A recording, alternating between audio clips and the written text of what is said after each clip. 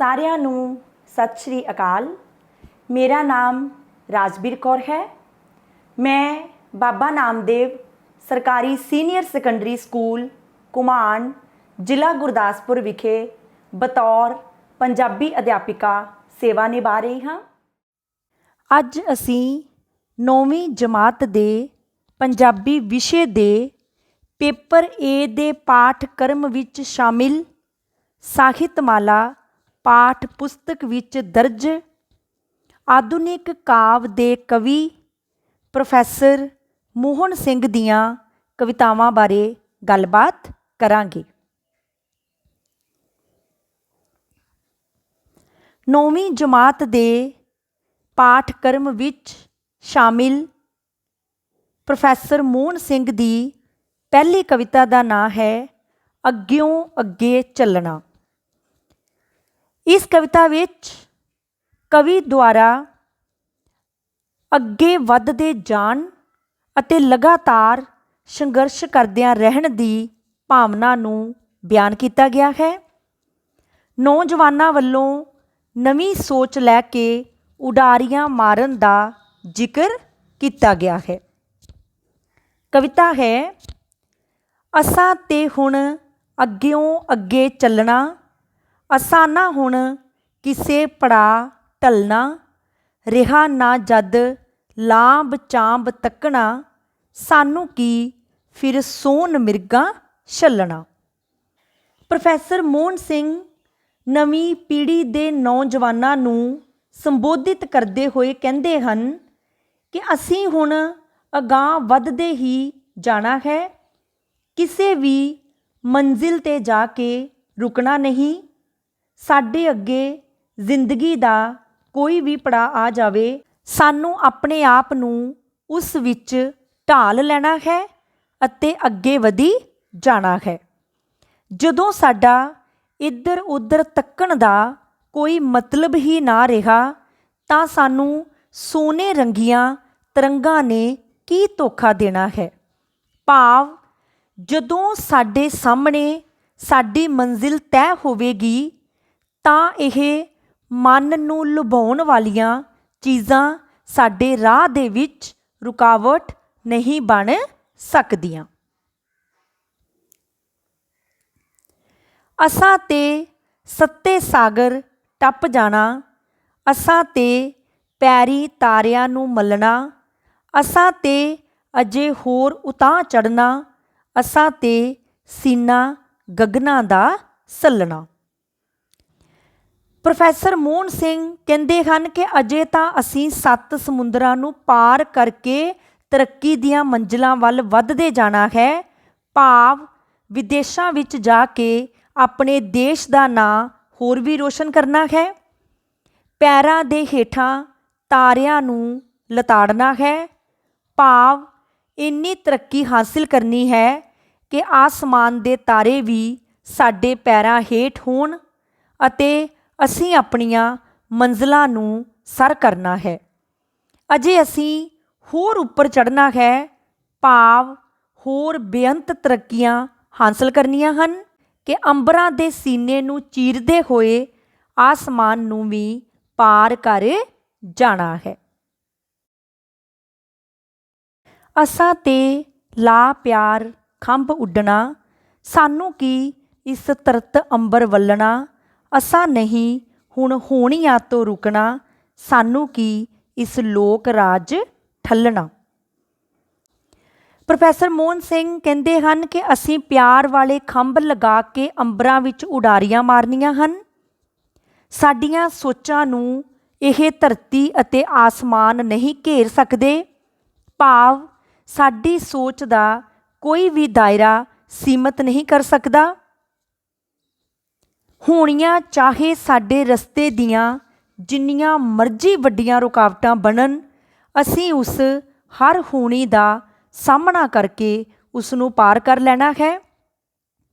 ਪਰ ਅਸੀਂ ਹੁਣ ਰੁਕਣਾ ਨਹੀਂ ਹੈ ਅਤੇ ਹੁਣ ਇਹ ਲੋਕ ਲਾਜ, ਭਾਵ ਕਿ ਲੋਕੀ ਸਾਨੂੰ ਕੀ ਕਹਿਣਗੇ, ਇਸ ਦੁਨਿਆਵੀ ਸੋਚ ਨੂੰ ਇੱਕ ਪਾਸੇ ਰੱਖ ਕੇ ਲਗਾਤਾਰ ਤਰੱਕੀ ਵੱਲ ਲੰਮੀਆਂ ਉਡਾਰੀਆਂ ਮਾਰਨੀਆਂ ਹਨ। ਇਹ ਲੋਕਾਂ ਦੀ ਸੋਚ ਵੀ ਸਾਡੀ ਸੋਚ ਨੂੰ ਹੁਣ ਬਦਲ ਨਹੀਂ ਸਕਦੀ। ਅਜੇ ਤਾਂ ਇੱਕੋ ਚਿਣਗ ਲੱਗੀ ਸਾਨੂੰ, ਅਜੇ ਤਾਂ ਅਸਾਂ ਭਾਂਬੜ ਬਣ ਬਲਣਾ, ਅਜੇ ਤਾਂ ਇੱਕੋ ਬੂੰਦ ਮਿਲੀ ਸਾਨੂੰ, ਅਜੇ ਤਾਂ ਅਸੀਂ ਪਿਆਲਿਆਂ 'ਤੇ ਪਲਣਾ, ਅਸਾਂ ਤੇ ਹੁਣ ਅੱਗਿਓਂ ਅੱਗੇ ਚੱਲਣਾ, ਅਸਾਂ ਨਾ ਹੁਣ ਕਿਸੇ ਪੜਾਅ ਟਲਣਾ। ਕਵੀ ਨੇ ਲਗਾਤਾਰ ਤਰੱਕੀ ਦੀਆਂ ਮੰਜ਼ਿਲਾਂ ਹਾਸਲ ਕਰਨ ਵੱਲ ਇਸ਼ਾਰਾ ਕਰਦਿਆਂ ਕਿਹਾ ਹੈ ਕਿ ਅਜੇ ਅਸੀਂ ਹੋਰ ਜ਼ਿਆਦਾ ਹੰਭਲਾ ਮਾਰ ਕੇ ਤਰੱਕੀਆਂ ਕਰਨੀਆਂ ਹਨ। ਪ੍ਰੋਫੈਸਰ ਮੋਹਨ ਸਿੰਘ ਕਹਿੰਦੇ ਹਨ ਕਿ ਅਜੇ ਤਾਂ ਅਸੀਂ ਤਰੱਕੀ ਦੀ ਰਾਹ ਵੱਲ ਇੱਕ ਕਦਮ ਹੀ ਵਧਾਇਆ ਹੈ, ਅਜੇ ਤਾਂ ਸਾਨੂੰ ਇੱਕ ਚਿਣਗ ਭਾਵ ਚੰਗਿਆੜੀ ਹੀ ਲੱਗੀ ਹੈ, ਅਜੇ ਇਸ ਇੱਕ ਚੰਗਿਆੜੀ ਤੋਂ ਅੱਗ ਦੀਆਂ ਲਪਟਾਂ ਬਲਣੀਆਂ ਬਾਕੀ ਹਨ, ਭਾਵ ਅਜੇ ਇਹਨਾਂ ਨੇ ਭਾਂਬੜ ਦਾ ਰੂਪ ਬਣ ਕੇ ਹੋਰ ਵਧੇਰੇ ਤਰੱਕੀਆਂ ਦੀਆਂ ਮੰਜ਼ਲਾਂ ਨੂੰ ਸਰ ਕਰਨਾ ਹੈ। ਅਜੇ ਤਾਂ ਇੱਕ ਹੀ ਬੂੰਦ ਵਾਂਗ ਬਹੁਤ ਥੋੜ੍ਹੀ ਤਰੱਕੀ ਹੀ ਪ੍ਰਾਪਤ ਹੋਈ ਹੈ, ਹੋਰ ਤਰੱਕੀਆਂ ਕਰਕੇ ਅਸੀਂ ਇੱਕ ਬੂੰਦ ਦੀ ਥਾਂ ਤਰੱਕੀਆਂ ਦੇ ਭਰੇ ਹੋਏ ਪਿਆਲਿਆਂ ਉੱਤੇ ਪਲਣਾ ਹੈ। ਅਸੀਂ ਤਰੱਕੀ ਦੀਆਂ ਰਾਹਾਂ 'ਤੇ ਇੱਕ ਦੂਸਰੇ ਨਾਲੋਂ ਅੱਗੇ ਚੱਲਣਾ ਹੈ ਅਤੇ ਕਿਸੇ ਵੀ ਥਾਂ ਉੱਤੇ ਰੁਕਣਾ ਨਹੀਂ ਹੈ। ਜ਼ਿੰਦਗੀ ਦੇ ਹਰ ਪੜਾਅ ਵਿੱਚ ਆਪਣੇ ਆਪ ਨੂੰ ਢਾਲ ਕੇ ਅੱਗੇ ਵਧੀ ਜਾਣਾ ਹੈ। ਇਹ ਸੀ ਪ੍ਰੋਫੈਸਰ ਮੋਹਨ ਸਿੰਘ ਦੀ ਕਵਿਤਾ ਅੱਗਿਓਂ ਅੱਗੇ ਚੱਲਣਾ। ਇਸ ਕਵਿਤਾ ਦਾ ਕੇਂਦਰੀ ਜਾਂ ਅੰਤਰੀਵ ਭਾਵ ਇਹ ਹੈ ਕਿ ਕਵੀ ਨੌਜਵਾਨਾਂ ਵੱਲੋਂ ਲਗਾਤਾਰ ਅੱਗੇ ਵੱਧਦੇ ਜਾਣ ਅਤੇ ਲਗਾਤਾਰ ਸੰਘਰਸ਼ ਕਰਕੇ ਦੇਸ਼ ਨੂੰ ਤਰੱਕੀ ਦੀਆਂ ਸਿਖਰਾਂ ਤੱਕ ਲੈ ਕੇ ਜਾਣ ਦਾ ਸੰਕਲਪ ਬਿਆਨ ਕਰਦਾ ਹੈ। ਨੌਜਵਾਨਾਂ ਵੱਲੋਂ ਨਵੀਂ ਸੋਚ ਨੂੰ ਨਾਲ ਲੈ ਕੇ ਹੋਰ ਜ਼ਿਆਦਾ ਹੰਭਲਾ ਮਾਰਨ ਦਾ ਸੁਨੇਹਾ ਦਿੱਤਾ ਗਿਆ ਹੈ।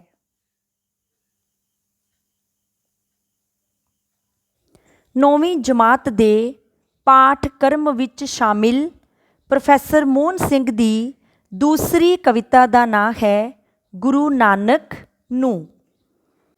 ਇਸ ਕਵਿਤਾ ਵਿੱਚ ਗੁਰੂ ਨਾਨਕ ਦੇਵ ਜੀ ਨੂੰ ਸੰਬੋਧਿਤ ਕਰਦੇ ਹੋਏ ਕਵੀ ਨੇ 1947 ਈਸਵੀ ਵਿੱਚ ਧਰਮ ਦੇ ਆਧਾਰ 'ਤੇ ਹੋਈ ਪੰਜਾਬ ਦੀ ਵੰਡ ਦਾ ਦਰਦਨਾਕ ਦ੍ਰਿਸ਼ ਪੇਸ਼ ਕੀਤਾ ਹੈ। ਕਵਿਤਾ ਹੈ, ਆ ਬਾਬਾ ਤੇਰਾ ਵਤਨ ਹੈ ਵੀਰਾਨ ਹੋ ਗਿਆ, ਰੱਬ ਦੇ ਘਰਾਂ ਦਾ ਰਾਖਾ ਮੁੜ ਸ਼ੈਤਾਨ ਹੋ ਗਿਆ, ਕਲਯੁਗ ਹੈ ਰੱਥ ਅਗਨ ਦਾ ਤੂੰ ਆਪ ਆਖਿਆ, ਮੁੜ ਕੂੜ ਉਸ ਰੱਥ ਦਾ ਰਥਵਾਨ ਹੋ ਗਿਆ, ਜੋ ਖਾਬ ਸੀ ਤੂੰ ਦੇਖਿਆ ਵਣ ਥੱਲੇ ਸੁੱਤਿਆਂ, ਸੋਹਣਾ ਉਹ ਤੇਰਾ ਖਾਬ ਪਰੇਸ਼ਾਨ ਹੋ ਗਿਆ। 1947 ਈਸਵੀ ਵਿੱਚ ਦੇਸ਼ ਦੀ ਹੋਈ ਭਿਆਨਕ ਵੰਡ ਤੋਂ ਪ੍ਰਭਾਵਿਤ ਹੋ ਕੇ ਕਵੀ ਬਾਬਾ ਨਾਨਕ ਨੂੰ ਸੰਬੋਧਿਤ ਕਰਦੇ ਹੋਏ ਕਹਿੰਦੇ ਹਨ ਕਿ ਹੇ ਬਾਬਾ ਨਾਨਕ, ਤੂੰ ਆ ਕੇ ਦੇਖ, ਤੇਰਾ ਦੇਸ਼ ਪੰਜਾਬ ਅੱਜ ਉੱਜੜ ਕੇ ਪੂਰੀ ਤਰ੍ਹਾਂ ਵੀਰਾਨ ਹੋ ਗਿਆ ਹੈ। ਰੱਬ ਦੇ ਘਰਾਂ ਦੇ ਉੱਤੇ ਭਾਵ ਮੰਦਰ ਮਸੀਤਾਂ ਦੇ ਰਖਵਾਲੇ ਅੱਜ ਫਿਰ ਮੁੜ ਕੇ ਸ਼ੈਤਾਨ ਬਣ ਗਏ ਹਨ। ਹੇ ਨਾਨਕ, ਤੂੰ ਆਪ ਹੀ ਆਖਿਆ ਸੀ ਕਿ ਕਲਯੁਗ ਅਗਨ ਦਾ ਰੱਥ ਹੈ, ਅੱਜ ਫਿਰ ਉਸ ਰੱਥ ਦਾ ਰਥਵਾਨ ਝੂਠ ਬਣ ਗਿਆ ਹੈ। ਭਾਵ ਵਰਤਮਾਨ ਯੁੱਗ ਵਿੱਚ ਝੂਠ ਨੇ ਆਪਣੀ ਜਗ੍ਹਾ ਬਣਾ ਲਈ ਹੈ। ਜੋ ਸੁਪਨਾ ਤੂੰ ਵਣ ਥੱਲੇ ਸੁੱਤਿਆਂ ਸੋਹਣੇ ਪੰਜਾਬ ਦਾ ਦੇਖਿਆ ਸੀ, ਅੱਜ ਉਹ ਤੇਰਾ ਸੋਹਣਾ ਸੁਪਨਾ ਪਰੇਸ਼ਾਨ ਹੋ ਗਿਆ ਹੈ। ਉਹ ਮੱਚੇ ਤੇਰੇ ਦੇਸ਼ ਦੀ ਹਿੱਕ ਤੇ ਉਲੰਬੜੇ, ਪੰਜ ਪਾਣੀਆਂ ਦਾ ਪਾਣੀ ਵੀ ਹੈਰਾਨ ਹੋ ਗਿਆ। ਉਹ ਝੁੱਲੀਆਂ ਤੇਰੇ ਦੇਸ਼ ਤੇ ਮਾਰੂ ਹਨੇਰੀਆਂ, ਉੱਡ ਕੇ ਸਾਡਾ ਆਲ੍ਹਣਾ ਕੱਖ ਕਾਨ ਹੋ ਗਿਆ। ਜੁੱਗਾਂ ਦੀ ਸਾਂਝੀ ਸੱਭਿਅਤਾ ਪੈਰੀ ਲਿੱਤੜ ਗਈ, ਸਦੀਆਂ ਦੇ ਸਾਂਝੇ ਖੂਨ ਦਾ ਵੀ ਨਾਨ ਹੋ ਗਿਆ।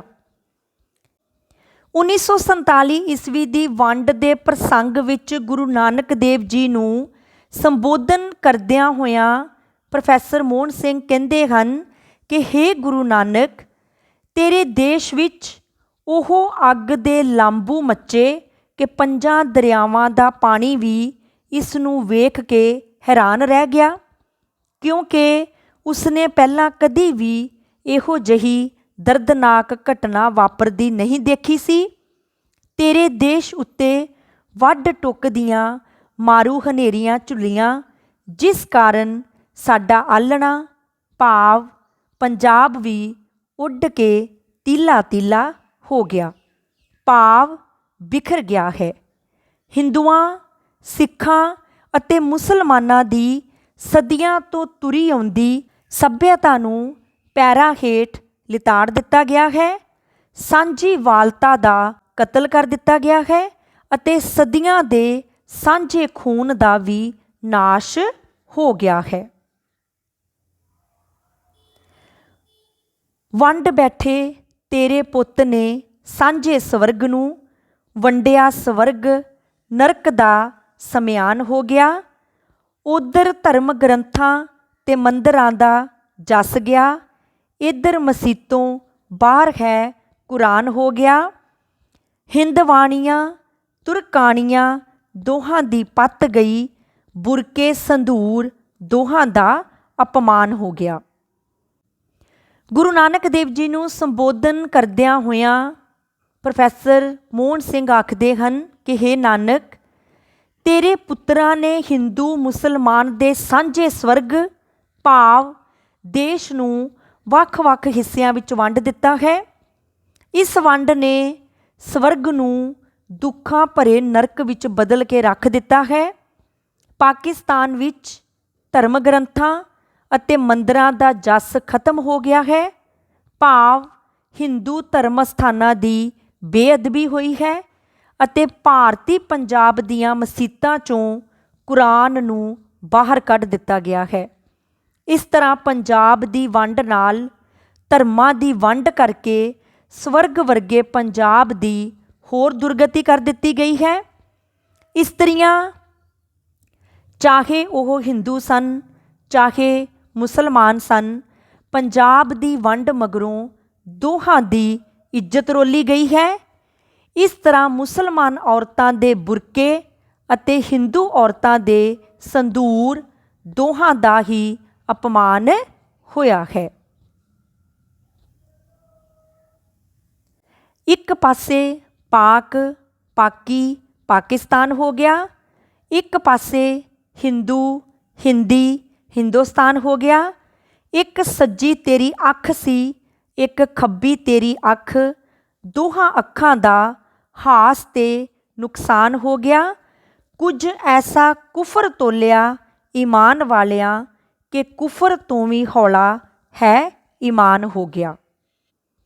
ਗੁਰੂ ਨਾਨਕ ਦੇਵ ਜੀ ਨੂੰ ਸੰਬੋਧਨ ਕਰਦਿਆਂ ਹੋਇਆਂ ਪ੍ਰੋਫੈਸਰ ਮੋਹਨ ਸਿੰਘ ਆਖਦੇ ਹਨ ਕਿ ਦੇਸ਼ ਦੀ ਵੰਡ ਮਗਰੋਂ ਪੰਜਾਬ ਦੇ ਟੋਟੇ ਟੋਟੇ ਹੋ ਗਏ। ਇੱਕ ਪਾਸੇ ਮੁਸਲਮਾਨਾਂ ਦਾ ਪਾਕਿਸਤਾਨ ਬਣ ਗਿਆ ਅਤੇ ਦੂਜੇ ਪਾਸੇ ਹਿੰਦੂਆਂ ਦਾ ਹਿੰਦੁਸਤਾਨ ਬਣ ਗਿਆ। ਹੇ ਨਾਨਕ, ਹਿੰਦੂ ਤੇ ਮੁਸਲਮਾਨ ਤੇਰੀਆਂ ਦੋ ਅੱਖਾਂ ਸਨ, ਇੱਕ ਸੱਜੀ ਅੱਖ ਸੀ ਅਤੇ ਇੱਕ ਖੱਬੀ ਅੱਖ ਸੀ। ਇਹਨਾਂ ਦੋ ਅੱਖਾਂ ਨੂੰ ਕੋਹਿਆ ਗਿਆ ਹੈ, ਭਾਵ ਇਸ ਵੰਡ ਕਾਰਨ ਤੇਰੀਆਂ ਦੋਹਾਂ ਅੱਖਾਂ ਦਾ ਹੀ ਨੁਕਸਾਨ ਹੋ ਗਿਆ ਹੈ। ਧਰਮ ਦੇ ਰਾਖਿਆਂ ਨੇ ਅਜਿਹਾ ਝੂਠ ਬੋਲਿਆ, ਅਜਿਹਾ ਕੁਫਰ ਤੋਲਿਆ ਕਿ ਧਰਮ ਕੁਫਰ ਤੋਂ ਵੀ ਘਟੀਆ ਚੀਜ਼ ਬਣ ਗਈ। ਧਰਮ ਦੇ ਨਾਂ 'ਤੇ ਹੋਈ ਵੰਡ ਨੇ ਲੋਕਾਂ ਦਾ ਬਹੁਤ ਜ਼ਿਆਦਾ ਨੁਕਸਾਨ ਕੀਤਾ ਹੈ। ਮੁੜ ਮੈਦੇ ਬਾਸਮਤੀਆਂ ਦਾ ਆਦਰ ਹੈ ਵਧਿਆ। ਮੁੜ ਕੋਧਰੇ ਦੀ ਰੋਟੀ ਦਾ ਅਪਮਾਨ ਹੋ ਗਿਆ। ਮੁੜ ਭਾਗੂਆਂ ਦੇ ਚਾਦਰੀ ਛਿੱਟੇ ਨੇ ਖੂਨ ਦੇ। ਮੁੜ ਲਾਲੂਆਂ ਦੇ ਘਰ ਦਾ ਨੁਚੜਾਨ ਹੋ ਗਿਆ। ਫਿਰ ਉੱਚਿਆਂ ਦੇ ਮਹਿਲਾਂ 'ਤੇ ਸੋਨਾ ਮੜੀ ਰਿਹਾ। ਫਿਰ ਨੀਵਿਆਂ ਦੀ ਕੁੱਲੀ ਦਾ ਵੀ ਵਾਹਣ ਹੋ ਗਿਆ। ਪ੍ਰੋਫੈਸਰ ਮੋਹਨ ਸਿੰਘ ਗੁਰੂ ਨਾਨਕ ਦੇਵ ਜੀ ਨੂੰ ਸੰਬੋਧਨ ਕਰਦਿਆਂ ਹੋਇਆਂ ਕਹਿੰਦੇ ਹਨ ਕਿ ਅਜੋਕੇ ਸਮੇਂ ਵਿੱਚ ਮੁੜ ਮੈਦੇ ਤੇ ਬਾਸਮਤੀਆਂ ਦੇ ਪਕਵਾਨ ਬਣਾਉਣ ਵਾਲੇ ਲੋਕਾਂ ਭਾਵ ਅਮੀਰਾਂ ਦਾ ਆਦਰ ਸਤਿਕਾਰ ਵਧਿਆ ਹੈ, ਜਦ ਕਿ ਦੂਸਰੇ ਪਾਸੇ ਭਾਈ ਲਾਲੋ ਵਰਗਿਆਂ ਦੀ ਕੋਧਰੇ ਦੀ ਰੋਟੀ ਭਾਵ ਗਰੀਬਾਂ ਦਾ ਮੁੜ ਅਪਮਾਨ ਹੋਇਆ ਹੈ। ਮਲਕ ਭਾਗੋ ਵਰਗੇ ਅਮੀਰਾਂ ਦੀਆਂ ਚਾਦਰਾਂ 'ਤੇ ਮੁੜ ਗਰੀਬਾਂ ਦੇ ਨਿਚੋੜੇ ਖੂਨ ਦੇ ਛਿੱਟੇ ਦਿਖਾਈ ਦਿੰਦੇ ਹਨ। ਭਾਈ ਲਾਲੋ ਵਰਗੇ ਗਰੀਬਾਂ ਨੂੰ ਮੁੜ ਨਿਚੋੜਿਆ ਭਾਵ ਦੁਖੀ ਕੀਤਾ ਜਾ ਰਿਹਾ ਹੈ। ਅੱਜ ਇਹ ਸਰਮਾਏਦਾਰ ਗਰੀਬਾਂ ਦਾ ਖੂਨ ਨਿਚੋੜ ਕੇ ਹੋਰ ਅਮੀਰ ਬਣ ਗਏ ਹਨ। ਇਸ ਲਈ ਅੱਜ ਫਿਰ ਅਮੀਰਾਂ ਦੇ ਮਹੱਲਾਂ 'ਤੇ ਸੋਨਾ ਮੜਿਆ ਜਾ ਰਿਹਾ ਹੈ, ਪਰ ਗਰੀਬਾਂ ਦੀ ਕੁੱਲੀ ਦਾ ਨੁਕਸਾਨ ਹੋ ਗਿਆ ਹੈ। ਉਸ ਸੂਰ ਉਸ ਗਾਓ ਦਾ ਹੱਕ ਨਾਅਰਾ ਲਾਇਆ ਤੂੰ, ਇਹ ਹੱਕ ਪਰ ਨਿਹੱਕ ਤੋਂ ਕੁਰਬਾਨ ਹੋ ਗਿਆ। ਮੁੜ ਗਾਉਣੇ ਪਏ ਨੇ ਮੈਨੂੰ ਸੋਲੇ ਖੂਨ ਦੇ, ਪਾ ਪਾ ਕੇ ਕੁੰਗੂ ਰਤ ਦਾ ਰਤਲਾਨ ਹੋ ਗਿਆ। ਤੂੰ ਰੱਬ ਨੂੰ ਵੰਗਾਰਿਆ ਤੈਨੂੰ ਵੰਗਾਰਾ ਮੈਂ, ਆਇਆ ਨਾ ਤੈਂ ਕੀ ਦਰਦ ਐਨਾ ਘਾਣ ਹੋ ਗਿਆ। ਗੁਰੂ ਨਾਨਕ ਦੇਵ ਜੀ ਨੂੰ ਸੰਬੋਧਨ ਕਰਦਿਆਂ ਹੋਇਆਂ ਪ੍ਰੋਫੈਸਰ ਮੋਹਨ ਸਿੰਘ ਆਖਦੇ ਹਨ ਕਿ ਹੇ ਨਾਨਕ, ਤੂੰ ਮੁਸਲਮਾਨਾਂ ਵਾਸਤੇ ਪਰਾਇਆ ਹੱਕ ਸੂਰ ਦਾ ਮਾਸ ਖਾਣ ਬਰਾਬਰ ਅਤੇ ਹਿੰਦੂਆਂ ਲਈ ਗਊ ਦਾ ਮਾਸ ਖਾਣ ਬਰਾਬਰ ਕਿਹਾ ਸੀ, ਅਥਵਾ ਇਹ ਨਾਅਰਾ ਲਾਇਆ ਸੀ, ਪਰ ਅੱਜ ਹੱਕ ਨਿਹੱਕ ਤੋਂ ਕੁਰਬਾਨ ਹੋ ਗਿਆ ਹੈ ਅਤੇ ਅਮੀਰ ਬਿਨਾਂ ਕਿਸੇ ਡਰ ਦੇ ਗਰੀਬਾਂ ਦਾ ਲਹੂ ਚੂਸ ਕੇ ਉਹਨਾਂ ਦਾ ਹੱਕ ਖੋ ਰਹੇ ਹਨ। ਹੇ ਨਾਨਕ, ਮੈਨੂੰ ਵੀ ਇਸ ਲੜਾਈ ਦੇ ਵਿਰੁੱਧ ਖੜਾ ਹੋਣਾ ਪਿਆ ਅਤੇ ਮੁੜ ਖੂਨ ਦੇ ਸੋਲੇ ਗਾਉਣੇ ਪਏ ਹਨ। 1947 ਈਸਵੀ ਵਿੱਚ ਧਰਮਾਂ ਦੇ ਨਾਂ 'ਤੇ ਹੋਈ ਪੰਜਾਬ ਦੀ ਵੰਡ ਦੇ ਕਤਲਾਮ ਵਿੱਚ ਲਹੂ ਦਾ ਕੇਸਰ ਪਾਉਣ ਨਾਲ ਸਭ ਪਾਸੇ ਖੂਨ ਹੀ ਦਿਖ ਰਿਹਾ ਹੈ। ਹੇ ਨਾਨਕ, ਤੂੰ ਰੱਬ ਨੂੰ ਵੰਗਾਰਿਆ ਸੀ, ਪਰ ਮੈਂ ਤੈਨੂੰ ਵੰਗਾਰ ਕੇ ਕਹਿੰਦਾ ਹਾਂ, ਤੇਰੇ ਆਪਣੇ ਪੰਜਾਬ ਦਾ ਇੰਨਾ ਬੁਰਾ ਹਾਲ ਹੋਇਆ, ਇਸ ਖੂਨ ਖਰਾਬੇ ਅਤੇ ਆਪਣੇ ਦੇਸ਼ ਦੀਆਂ ਔਰਤਾਂ ਦਾ ਅਪਮਾਨ ਦੇਖ ਕੇ ਕੀ ਤੈਨੂੰ ਵੀ ਕੋਈ ਦਰਦ ਨਹੀਂ ਆਇਆ। ਇਹ ਸੀ ਪ੍ਰੋਫੈਸਰ ਮੋਹਨ ਸਿੰਘ ਦੀ ਲਿਖੀ ਹੋਈ ਕਵਿਤਾ ਗੁਰੂ ਨਾਨਕ ਨੂੰ। ਇਸ ਕਵਿਤਾ ਦਾ ਕੇਂਦਰੀ ਜਾਂ ਅੰਤਰੀਵ ਭਾਵ ਇਹ ਹੈ ਕਿ 1947 ਈਸਵੀ ਦੀ ਪੰਜਾਬ ਵੰਡ ਸਮੇਂ ਲੋਕ ਘਰੋਂ ਬੇਘਰ ਹੋ ਗਏ। ਹਿੰਦੂ ਮੁਸਲਮਾਨਾਂ ਦੀ ਸਦੀਆਂ ਪੁਰਾਣੀ ਸਾਂਝ ਟੁੱਟ ਗਈ। ਹਿੰਦੂ ਤੇ ਮੁਸਲਮਾਨ ਔਰਤਾਂ ਦੀ ਪੱਤ ਰੋਲੀ ਗਈ। ਪੰਜਾਬ ਦੇ ਪੁੱਤਰ ਆਪਣੇ ਸਾਂਝੇ ਸਵਰਗ ਨੂੰ ਵੰਡ ਕੇ ਇਸ ਨੂੰ ਨਰਕ ਦਾ ਰੂਪ ਦੇ ਬੈਠੇ। ਧਰਮ ਦੇ ਨਾਂ 'ਤੇ ਇੱਕ ਮਨੁੱਖ ਦੂਜੇ ਮਨੁੱਖ ਦਾ ਦੁਸ਼ਮਣ ਬਣ ਗਿਆ। ਮਲਕ ਭਾਗੋ ਵਰਗਿਆਂ ਦਾ ਸਤਿਕਾਰ ਵਧਿਆ ਅਤੇ ਭਾਈ ਲਾਲੋ ਵਰਗਿਆਂ ਦਾ ਅਪਮਾਨ ਹੋਇਆ। ਕਵੀ ਨੇ ਗੁਰੂ ਨਾਨਕ ਦੇਵ ਜੀ ਨੂੰ ਸੰਬੋਧਨ ਕਰਦਿਆਂ ਦੇਸ਼ ਵੰਡ ਤੇ ਦੁੱਖ ਦਾ ਪ੍ਰਗਟਾਵਾ ਕੀਤਾ ਹੈ। 9ਵੀਂ ਜਮਾਤ ਦੇ ਪਾਠਕ੍ਰਮ ਵਿੱਚ ਸ਼ਾਮਿਲ ਪ੍ਰੋਫੈਸਰ ਮੋਹਨ ਸਿੰਘ ਦੀ ਤੀਸਰੀ ਕਵਿਤਾ ਦਾ ਨਾਂ ਹੈ ਜੱਟੀਆਂ ਦਾ ਗੀਤ। ਇਸ ਕਵਿਤਾ ਵਿੱਚ ਜਾਗੀਰਦਾਰੀ ਅਤੇ ਉਸ ਦੇ ਐਸ਼ ਭਰੇ ਜੀਵਨ ਅਤੇ ਕਿਰਤੀ ਕਾਮਿਆਂ ਦੀ ਮਿਹਨਤ ਅਤੇ ਕੰਗਾਲੀ ਭਰੇ ਜੀਵਨ ਦੀ ਤੁਲਨਾ ਕੀਤੀ ਗਈ ਹੈ। ਕਵਿਤਾ ਹੈ, ਘੋੜੀ ਤੇਰੀ ਗੱਲ ਚਾਂਦੀ ਦੇ ਘੁੰਗਰੂ, ਸਾਡੀਆਂ ਸੁੱਥਣਾਂ ਨੂੰ ਭਖੜਾ ਵੇ ਹੋ। ਨਾ ਸਾਡੀ ਵਾੜੀ ਤੇ ਨਾ ਸਾਡੇ ਵਾੜੇ, ਨਾ ਤਨ ਕੱਜਣੇ ਨੂੰ ਕੱਪੜਾ ਵੇ ਹੋ। ਪ੍ਰੋਫੈਸਰ ਮੋਹਨ ਸਿੰਘ ਕਹਿੰਦੇ ਹਨ ਕਿ ਜਾਗੀਰਦਾਰ ਦੀ ਘੋੜੀ ਦੇ ਗਲ ਵਿੱਚ ਚਾਂਦੀ ਦੇ ਘੁੰਗਰੂ ਪਾਏ ਹੋਏ ਹਨ, ਜਦ ਕਿ ਖੇਤਾਂ ਵਿੱਚ ਸਖਤ ਮਿਹਨਤ ਕਰਨ ਵਾਲੀਆਂ ਜੱਟੀਆਂ ਦੀਆਂ ਸਲਵਾਰਾਂ ਨੂੰ ਤਿੱਖੀ ਕੰਡਿਆਲੀ ਬੂਟੀ ਚਿੰਬੜੀ ਹੋਈ ਹੈ। ਕਿਰਤੀ ਕਾਮਿਆਂ ਭਾਵ ਮਿਹਨਤ ਕਰਨ ਵਾਲੀਆਂ ਜੱਟੀਆਂ ਕੋਲ ਨਾ ਬਾਹਰ ਘੁੰਮਣ ਫਿਰਨ ਲਈ ਕੋਈ ਖੁੱਲ੍ਹੀ ਜਗ੍ਹਾ ਹੈ ਅਤੇ ਨਾ ਹੀ ਆਪਣੇ ਪਸ਼ੂ ਡੰਗਰ ਬੰਨ੍ਹਣ ਲਈ ਕੋਈ ਥਾਂ ਹੈ। ਉਹਨਾਂ ਦੀ ਗਰੀਬੀ ਇੱਥੋਂ ਤੱਕ ਹੈ ਕਿ ਉਹਨਾਂ ਕੋਲ ਤਾਂ ਆਪਣੇ ਸਰੀਰ ਨੂੰ ਢੱਕਣ ਲਈ ਕੱਪੜੇ ਦੀ ਵੀ ਕਮੀ ਹੈ। ਗੋਰੀ ਤੇਰੀ ਝੂਟੇ ਪੱਟ ਦੀਆਂ ਲਾਸਾਂ, ਹੇਠ ਸੋਨੇ ਦਾ ਪਟੜਾ ਵੇ ਹੋ। ਪੈਰ ਨਹੁੰਆਂ ਉੱਤੇ ਚੰਨ ਮਹਿੰਦੀ ਦੇ, ਖੁੱਚੀ ਅਸਾਡੀ ਘੱਟੜਾ ਵੇ ਹੋ।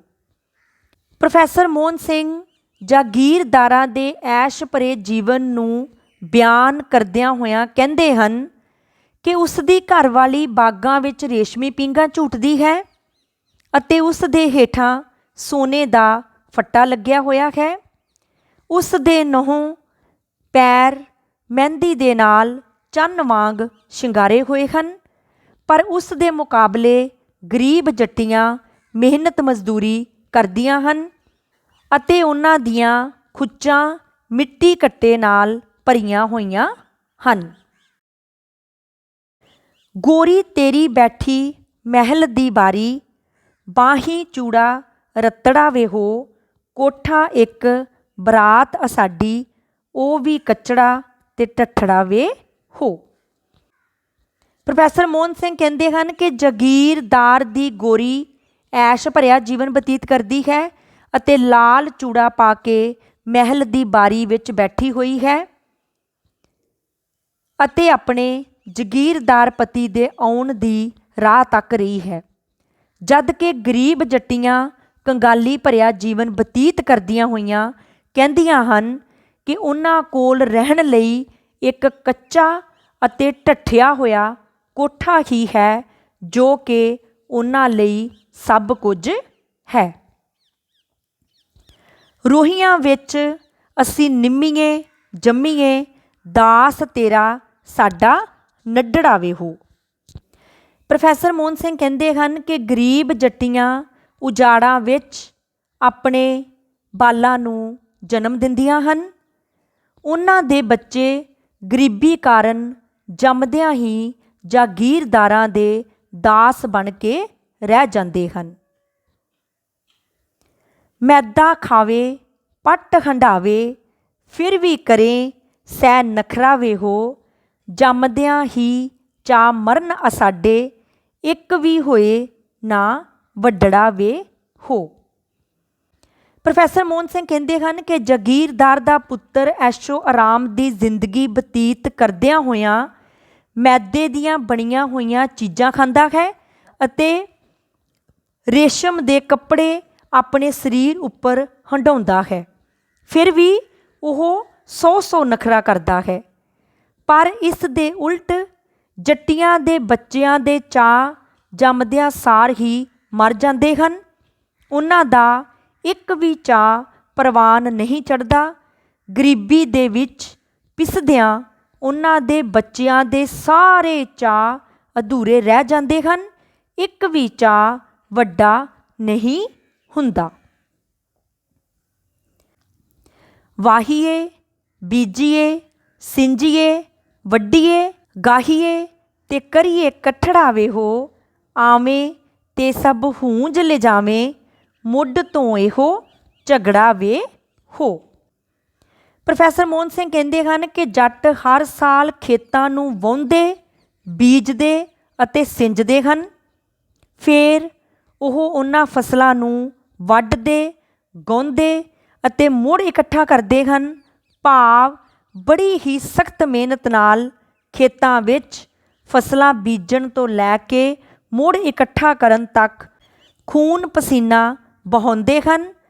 ਗਰੀਬ ਕਿਸਾਨਾਂ ਦੀਆਂ ਜੱਟੀਆਂ ਵੀ ਆਪਣੇ ਮਿਹਨਤੀ ਪਤੀਆਂ ਦੇ ਮੋਢੇ ਨਾਲ ਮੋਢਾ ਲਗਾ ਕੇ ਕੰਮ ਕਰਦੀਆਂ ਹਨ ਅਤੇ ਹੋਰਨਾਂ ਕੰਮਾਂ ਵਿੱਚ ਵੀ ਉਹਨਾਂ ਦੀ ਮਦਦ ਕਰਦੀਆਂ ਹਨ। ਜੱਟੀਆਂ ਆਪਣੇ ਕਾਮੇ ਪਤੀਆਂ ਨਾਲ ਮਿਲ ਕੇ ਫਸਲ ਨੂੰ ਸਾਂਭਦੀਆਂ ਹਨ, ਪਰ ਜਾਗੀਰਦਾਰ ਆ ਕੇ ਸਭ ਕੁਝ ਹੂੰਝ ਕੇ ਭਾਵ ਲੁੱਟ ਕੇ ਲੈ ਜਾਂਦਾ ਹੈ। ਸ਼ੁਰੂ ਤੋਂ ਹੀ ਉਹਨਾਂ ਨਾਲ ਇਹੀ ਝਗੜਾ ਚੱਲਦਾ ਆਇਆ ਹੈ। ਦਿਲ ਸਾਡਾ ਹੁਣ ਭਰਦਾ ਸ਼ਾਦੀ ਮੁੱਕਣ ਵਾਲਾ ਇਹ ਝਗੜਾ ਵੇਹੋ, ਤਗੜਿਆਂ ਹੋਣਾ ਖਵਾਰ ਤੇ ਖੱਜਲ, ਮਾੜਿਆਂ ਹੋਣਾ ਤਗੜਾ ਵੇ ਹੋ। ਪ੍ਰੋਫੈਸਰ ਮੋਹਨ ਸਿੰਘ ਕਹਿੰਦੇ ਹਨ ਕਿ ਗਰੀਬ ਜੱਟੀਆਂ ਕਹਿ ਰਹੀਆਂ ਹਨ ਕਿ ਸਾਡਾ ਦਿਲ ਹੁਣ ਇਸ ਗੱਲ ਦੀ ਗਵਾਹੀ ਭਰਦਾ ਹੈ ਕਿ ਹੁਣ ਜਾਗੀਰਦਾਰੀ ਭਾਵ ਸਰਮਾਏਦਾਰੀ ਦੀ ਧੱਕੇਸ਼ਾਹੀ ਦਾ ਇਹ ਝਗੜਾ ਮੁੱਕਣ ਵਾਲਾ ਹੈ। ਜਾਗੀਰਦਾਰੀ ਸਮਾਜ ਦੀ ਇਸ ਲੋਟੂ ਸ਼੍ਰੇਣੀ ਨੇ ਖੱਜਲ ਖੁਆਰ ਹੋਣਾ ਹੈ। ਮਾੜਿਆਂ ਨੇ ਭਾਵ ਕਿਰਤੀਆਂ ਨੇ ਪੈਦਾਵਾਰੀ ਸਾਧਨਾਂ ਉੱਤੇ ਤਕੜੇ ਹੋ ਕੇ ਕਬਜ਼ਾ ਕਰ ਲੈਣਾ ਹੈ। ਪਾਟੀ ਕਿਰਤ ਨੇ ਇੱਕ ਮੁੱਠ ਹੋਣਾ, ਬਣ ਜਾਣਾ ਇੱਕ ਝਖੜਾ ਵੇਹੋ, ਘੋੜੀ ਤੇਰੀ ਦੇ ਉੱਡਣੇ ਘੁੰਗਰੂ, ਗੋਰੀ ਦਾ ਚੂੜਾ ਰੱਤੜਾ ਵੇਹੋ। ਗਰੀਬ ਜੱਟੀਆਂ ਕਹਿੰਦੀਆਂ ਹਨ ਕਿ ਜਾਗੀਰਦਾਰੀ ਸਮਾਜ ਦੀ ਲੋਟੂ ਸ਼੍ਰੇਣੀ ਦਾ ਹੁਣ ਬੜਾ ਮਾੜਾ ਹਾਲ ਹੋਵੇਗਾ।